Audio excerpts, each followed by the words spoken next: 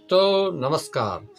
मैं पंडित ब्रजेश चंद पाठक मनोकामना ज्योतिष चैनल में हाजिर हूँ, प्रस्तुत हूँ। आज की राशि तुला राशि के बारे में हम साल भर के राशिफल बताएंगे।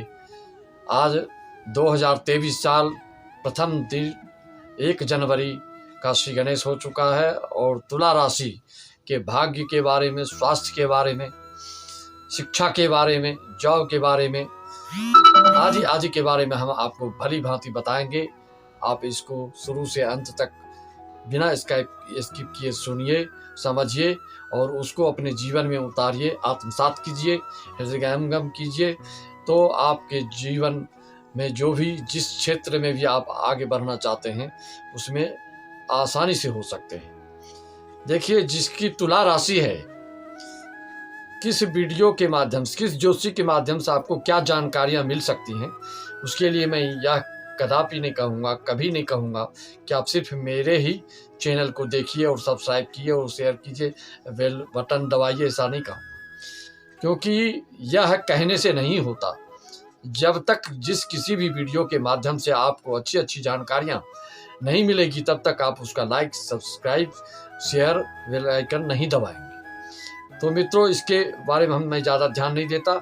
हमारी कोशिश, हमारा प्रयास, हमारा जतन यही होता है कि आपको अच्छी से अच्छी जानकारी, अच्छे से अच्छे उपाय आपको बताएं, जिससे कि आपके जीवन की कठिनाइयों को हम किस तरह दूर कर सकें, उस चीज़ को आप दूर करें और अच्छाइयों को प्राप्त करके करें। किसी से द्वेष, ईर्ष्या, वैर रखकर आप कभी भी आगे बढ़ नहीं सकते हैं। ये ऐसा मैं कहूँ कि सबसे अच्छा मेरा वीडियो है, ये हमारा घमंड होगा, ये हमारा अभिमान होगा, ये हमारा अहंकार होगा, मैं ऐसा समझता हूँ। क्योंकि दूसरे के उपकार, वसुधैव कुटुंबकम, सबका देखिए, जहाँ आपका मन लगे उस चीज़ में से, उस वीडियो से, जहाँ से जो भी आपको शिक्षा, अच्छी चीज़ मिल रही है, वहाँ से ग्रहण कीजिए। क्योंकि दूसरे के हित जैसा कोई धर्म नहीं बतलाया गया है। आप जानते भी हैं कि परहित सरिस धर्म नहीं भाई, पर पीड़ा सम नहीं अधमाई। तो हमेशा परोपकार किसी भी रूप से आप करते हैं तो आपके धर्म में, आपके पुण्य का खजाना बढ़ता है और आपको उसका फल आज नहीं तो कल अवश्य मिलता है। इसको मान के चलिए। किसी भी व्यक्ति का जन्म होता है तो आप देखते हैं कि भुक्त दशा और भोग्य दशा, जिस जन्म में, पिछले जन्म में, प्रारब्ध में जो आपने किया वही इस जन्म में आप भोगने के लिए आए। कोई भी व्यक्ति भुक्त और भोग्य के शून्य में पैदा नहीं होता। अतः जो आप जैसा, जिसने जो कर्म किया उसको भोगने के लिए यहाँ पर आया। और इस मृत्यु लोक में जो आप आते हैं उनकी कृपा से ही आते हैं। उनको बहुत दया होती है। 84 लाख दुनियों में भटकते हुए देखते, तड़पते हुए देखकर भगवान को दया आती है। तब बोलते हैं, कबहू की करि करुणा नर दे। यह नर जो शरीर मिला है आपको, मनुष्य शरीर मिला है, ऐसी सरलता से नहीं मिलता है, आपके पुण्य के प्रताप से ही मिलता है। तो कुंडली से आप कैसे समझ सकते हैं कि पिछले जन्म में आप क्या थे। जिसकी तुला राशि है और तुला लग्न हो तो, और उसमें चंद्र बैठा हो या उच्च का बुध बैठा हो जिसके लग्न में, तो इससे पता चलता है ज्योतिष शास्त्र के अनुसार कि आप पूर्व जन्म में बहुत ही बड़ा धन्ना सेठ थे और बहुत ही धार्मिक थे, बहुत ही पवित्र हृदय के थे, जो फिर भगवान ने आपको इस मृत्यु लोक पर जन सेवा के लिए भेजा है। जो जिस तरह की सेवा करता है मनुष्यों को और उस सेवा के लिए और लालायित होता है कि हम इसको करते रहें, तो भगवान उस सेवा के लिए पुनः उसको उस अवसर को प्रदान करवा देते हैं।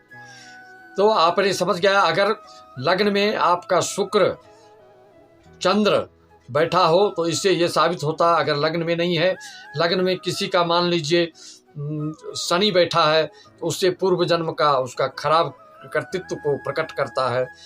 सप्तम भाव में राहु बैठा है तो पिछले जन्म में बोलते हैं उसकी अकाल मृत्यु का लक्षण है। तो शनि को लग्न में, चतुर्थ में और सप्तम भाव में बैठने से पूर्व जन्म का कर्तृत्व व्यक्तियों का अच्छा नहीं माना गया है। सिर्फ इसके आधार से नहीं, मान लीजिए सप्तम में राहु है, नवम में आपका गुरु भी है, तो इससे ये पता चलता है कि पूर्व जन्म में जातक ने कुछ तो गलत कार्य किया, लेकिन अच्छा कार्य भी उसने किया। सिर्फ गलत ही गलत किया तो उसको भोगने के लिए भगवान मृत्यु लेख पर भेज देते हैं। अगर अच्छा ही अच्छा पुण्य का कार्य किया है तो आपने उसको भी सुखानुभूति, आनंद की अनुभूति लेने के लिए पुनः आपको यहाँ पर भेज देते हैं। क्योंकि इन सब चीज़ों से मनुष्यों को आत्म शांति मिलती है, दूसरे को कल्याण करने से। तो आपको हम बताने जा रहे हैं तुला राशि के 2023 क्या होने वाला है, कैसा जाने वाला है। अगर तुला लग्न है और तुला राशि भी है और आपकी जन्म की तारीख मान लीजिए 6 है या 24 है, जिसका अंक जोड़कर 6 ही आता हो और दिन भी शुक्रवार हो, तो क्या कहना, आपके राजयोग महाराजयोग को कोई काट नहीं सकता। ऐसा संयोग से ही सब बैठता है कि जो जिस तारीख में जन्म हो उसी तारीख के अनुसार उसका दिन भी हो, उसी दिन के अनुसार उसका नक्षत्र हो, उसी के अनुसार उसका जन्म कुंडली पूरा निर्मित हो, अंक शास्त्र सब एक मत हो जाए। तो ऐसा आदमी ही बड़े बड़े पद प्रतिष्ठा वाले, यश कीर्ति वाले, पूरे भुवन में लोगों को अपनी कीर्ति फैलाने वाले होते हैं। देखते हैं आप एक ही राशि के आप हजारों लोग देखते हैं, अलग अलग कार्य में कार्यरत मिलते हैं आपको। मेषी राशि का अलग अलग नौकरी, अलग अलग व्यवसाय करते हुए मिलते हैं। ऐसा क्यों होता है बोल सकते हैं, प्रश्न कर सकते हैं कि एक ही राशि सिर्फ राशि से निर्धारित आप नहीं कर सकते हैं कि आपका यही व्यवसाय। राशि भी हो और कुंडली में उस राशि से समर्थन करने वाले और ग्रह अगर उस कुंडली में आपके साथ बैठकर पॉजिटिविटी दे रहा हो, सकारात्मकता प्रदान कर रहा हो, तो उस चीज़ से संबंधित आप बहुत अच्छा व्यवसाय, बहुत अच्छी नौकरी, बहुत अच्छा जॉब कर सकते हैं। तुला लग्न, तुला राशि वालों के लिए जो है शनि योग कारक है। तो ऐसे जातक को शनि से संबंधित चीज़ों में, मशीनरी से, इंजीनियरिंग से, सीमेंट आदि उद्योगों से, कोयला लकड़ी से संबंधित चीज़ों से, फॉरेस्ट विभाग में अधिकारियों को बहुत ही लाभ होता है। जो तुला राशि के हैं अभी जनवरी में शुरुआती दौर में ही आपको विशेष लाभ होने वाला है। 17 जनवरी के बाद तो आपको ढैया से मुक्ति मिल जाएगी। जो भी पिछले साल कुछ सालों से आपको परेशानी झेलते आ रहे हैं, उस परेशानियों का अब अंत होने वाला है, उसकी खात्मा होने वाली है, उसका सर्वनाश हो जाएगा बुराइयों का, और अच्छाइयों का प्रकट हो जाएगा। और उसमें क्या क्या होगा उसको आप सुने। 17 जनवरी को जो आपका शनि अभी चतुर्थ स्थान में बैठा था तुला राशि वालों के लिए, वो चतुर्थ से पंचम भाव में, पंचम भाव क्या है, पंचम भाव एक एक भाव से बहुत सारी चीज़ों को देखना होता है। पंचम भाव से आप संतान का सुख, पंचम भाव से आप विद्या का अनुमान, उसकी गणित लगा के बता सकते हैं। पंचम स्थान से आप प्रणय सुख की बात कर सकते हैं। पंचम स्थान से पूर्व जन्म के पुण्य की बात कर सकते हैं। तो पंचम स्थान में जो शनि अपने मूल त्रिकोण में जो आ रहे हैं, या आप सभी के मुखों से सुनते हैं 30 साल में ऐसा शुभ अवसर प्रदान करने जा रहे हैं शनि जी, न्यायाधीश, जो कर्म के शुभ अशुभ फल दाता उसका दंडाधिकारी है, वो जो भी उचित दंड होता है उस दंड से दंडित करते हैं। तो पंचम भाव में मान लीजिए पूर्व जन्म का आपका पुण्य का घड़ा भरा हुआ है, ज्ञान का खजाना भरा हुआ है, पुण्य जन्म का भाग्य बहुत अच्छा है, अच्छा आप कार्य किया है। तो जो भी तुला लग्न, तुला राशि वाले हैं वो कान खोल कर सुन लें, आपको अपार सफलता मिलने वाली है। और जो भी अभी तक सफलता नहीं मिली उससे अधिक सफलता 17 जनवरी के बाद और सफलता में अनुकूलता बढ़ती जाएगी।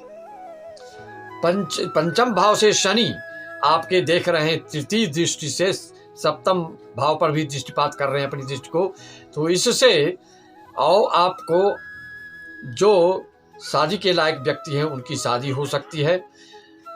जब 22 अप्रैल को गुरु भी षष्ठम से सप्तम में पहुंच जाएंगे तो और शादी का योग प्रबल हो जाएगा।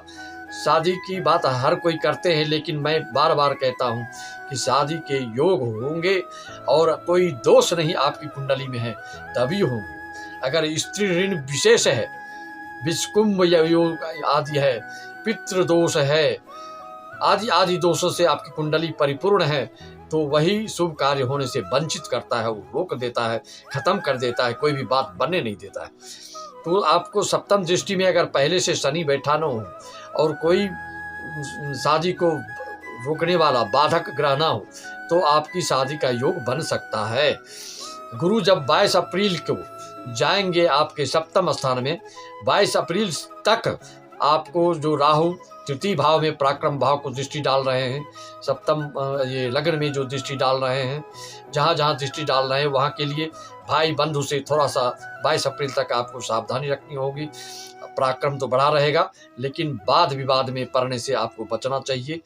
ये आपको ग्रह गोचर 2023 का जो मुख्य गोचरों में देखा जाता है, शनि, राहु, केतु और गुरु, तो पंचम से आय भाव को शनि ग्रह देख रहे हैं तो आय के लिए बिल्कुल ही अच्छा कर देंगे और आपका आय जो भी अभी तक आय में किसी भी प्रकार की बाधा आ रही थी वो खत्म हो जाएंगे, बिल्कुल आपके रास्ते से हट जाएंगे।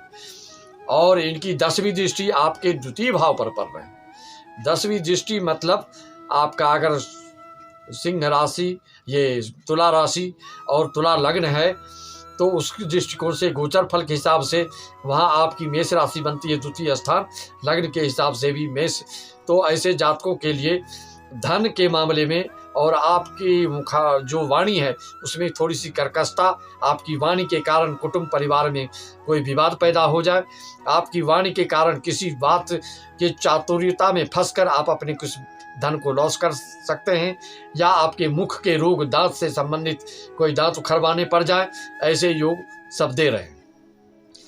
मित्रों, इस तरह से जब 22 अप्रैल से जो गुरु है सप्तम भाव में आ जाएंगे तो आपके सप्तम भाव में गुरु चंडाल दोष योग भी बनता है। ये 30 अक्टूबर तक बना रहेगा। तब तक के लिए आपको क्या करना है, उसमें इस जो गुरु चंडाल दोष योग के पीरियड में, इस अवधि में, इस काल में आपको गुरु चंडाल दोष की शांति के उपाय करने होंगे। मैंने पहले ही बताया, अगर आपकी कुंडली में गुरु के अंश अधिक हैं, राहु कमजोर हैं, तो आप बेफिक्र रहिए, आपका ज़्यादा कुछ नहीं बिगड़ेगा।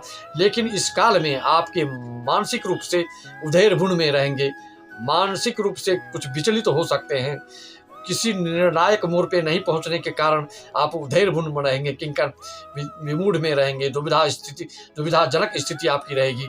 वो स्थिति जब आपके राहु वक्री होते हैं, वो पीछे की तरफ आएंगे, अपने मेष राशि में आएंगे, षष्ठम भाव आ जाएंगे, तो आपके शौर्य, वीरता, पराक्रम, मनचाहा मनोवांछित अभिलाषा आपकी पूर्ण होगी और आपके पराक्रम में वृद्धि हो जाएगी। आपके रुके हुए काम सब सही हो जाएंगे।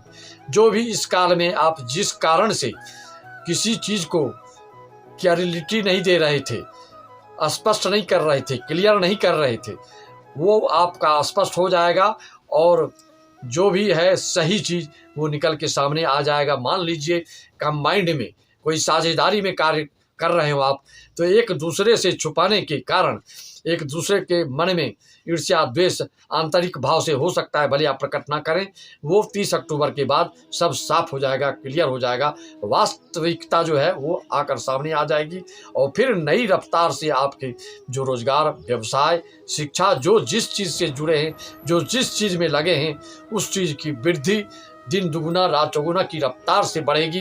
मैंने पहले भी बताया, शनि की चाल तो बहुत धीमी है लेकिन ये फल बहुत तीव्रता से प्रदान करते हैं। जो पापी हो, पापियों को ले डूबते हैं, उसको मरणासन्न कर देते हैं, और जो उस लायक है तो उसको स्वर्गलोक भी पहुंचा देते हैं, या नर्कलोक, जो भी कहिए। स्वर्गलोक कहने का विधान नहीं है तो हम स्वर्गलोक ही बता रहे हैं। अगर सही है, सही चीज़ पकड़ चल रहे हैं, न्यायपूर्ण कार्य कर रहे हैं, ताप रंग से आपको राजा बनाने में शनि देवता को देर नहीं लगती।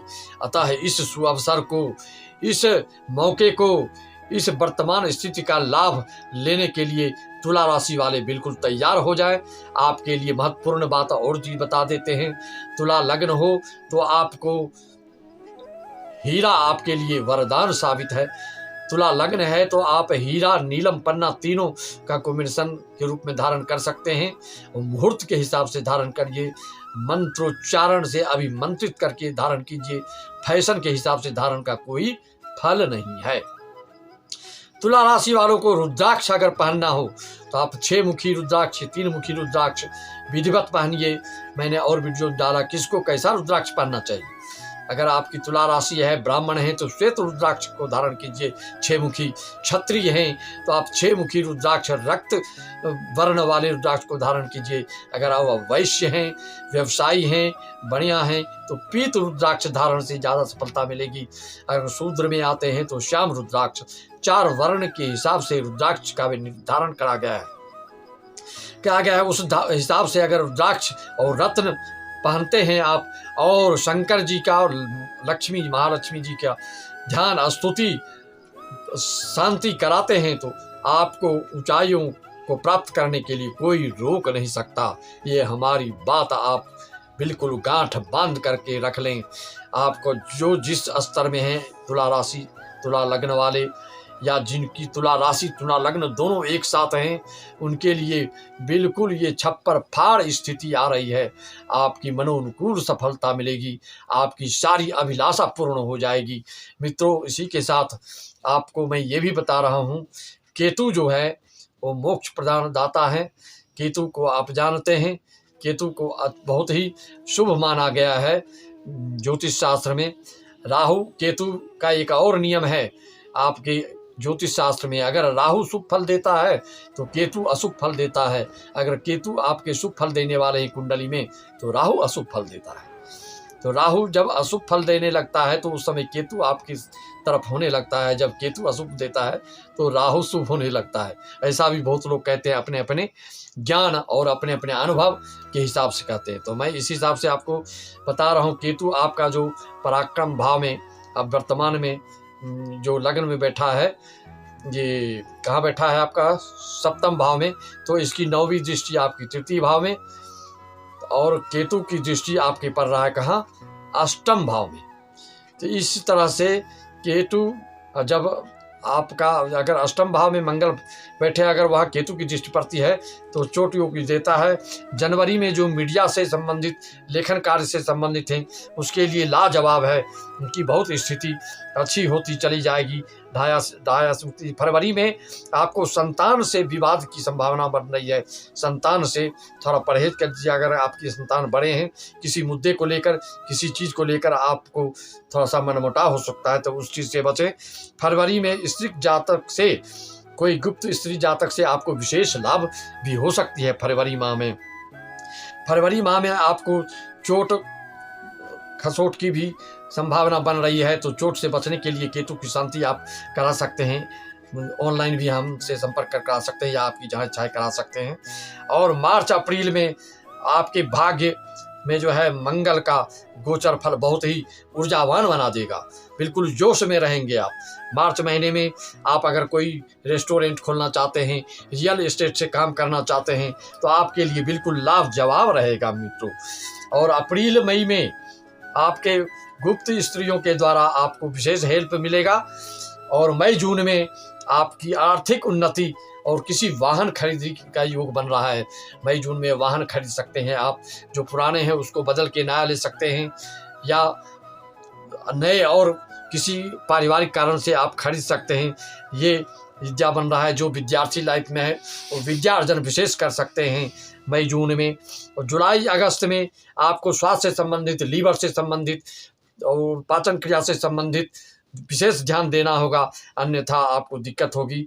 विवाह योग भी मई जून जो विवाह के लायक है, विवाह हो सकता है अगर कुंडली में कोई बाधक ग्रह नहीं है मित्रों। तो इस तरह से मई जून में आप शेयर, लॉटरी आदि से भी विशेष लाभ के आपके योग बन रहे हैं। इस समय में आजकल के भी शेयर लॉटरी भी कई तरह के होते हैं, जो लिखित रूप में आपको गारंटी देकर करते हैं। तो इस माह में आप शेयर मार्केट से भी आप लाभ ले सकते हैं, या किसी चीज़ में निवेश कर सकते हैं। इन्वेस्टमेंट करके आप ज़्यादा से ज़्यादा लाभ कमा सकते हैं मित्रों। सितंबर अक्टूबर में आपकी धार्मिक यात्रा का योग बन रहा है। किसी न किसी तीर्थ स्थान में आप भ्रमण कर सकते हैं, या आपके घर में कोई पुण्य का कार्य, कोई कथा उठा हो सकता है, कोई रामायण, सुंदरकांड आदि कोई पुण्य का कार्य आपके सितंबर अक्टूबर में हो रहा है, या धार्मिक यात्रा का प्रबल योग बन रहा है, ऐसा आप कर सकते हैं। अक्टूबर में आपका जो है राहु परिवर्तन हो जाएगा। तो बताया मैंने आपका कि आर्थिक रूप से आपकी जो उन्नति है, उत्थान जो है विशेष रूप से होने लगेगा। और विदेश की यात्रा भी आप कर सकते हैं। कोई वीज़ा वूजा बनवाना चाहते हैं, विदेश से कोई लाभ कर लेना चाहते हैं, या विदेश से किसी भी तरह से आप आय व्यय से संबंधित कोई कार्य कर रहे हैं, उपार्जन कर रहे हैं या कमाई कर रहे हैं किसी भी ढंग से, तो ये उस समय आपकी वृद्धि हो सकती है। नवंबर में आपको थोड़ा सा ध्यान देना पड़ेगा, किसी न किसी चीज़ में आपका व्यय होने का योग बता रहा है, आर्थिक दिक्कतें हो सकती है, तो नवंबर में आपको सावधानी रखना है। दिसंबर में फिर आपका वही रफ्तार, वही लगन, वही उत्साह आपको पुनः प्राप्त हो जाएगा और अपने परिवार के साथ कहीं घूमने फिरने निकल सकते हैं, अपनी धर्मपत्नी के साथ कहीं सैर करने के लिए निकल सकते हैं, कहीं तीर्थाटन कर सकते हैं, या पिकनिक मनाने के लिए कहीं कई जगह जा सकते हैं। तो तुला राशि वालों के लिए कहा गया है, देखिए संयोग से आपका जनवरी आते ही शुभ होने वाला है। 17 जनवरी जहां दैया से मुक्ति मिलेगी, आपका शुभ ही शुभ फल शुरू हो जाएगा। First impression is last impression, जनवरी भी अच्छा, और लास्ट में जाते जाते दिसंबर भी आपका बिल्कुल आपकी मनोकामना को पूर्ण करने वाली रहेगी। मित्रों, किसी तरह की शंका समाधान आपको चाहिए, हमसे संपर्क कर सकते हैं। हस्तलिखित कुंडली बनवाना चाहते हैं तो आप फोन पे अपना दक्षिणा दान करके आप अपनी कुंडली को विस्तृत जानकारी ले सकते हैं। इसी साथ के साथ मैं अपनी वाणी को विराम, एक से एक एपिसोड आप अगला वीडियो भी आपको बढ़िया से बना के देते जाऊंगा।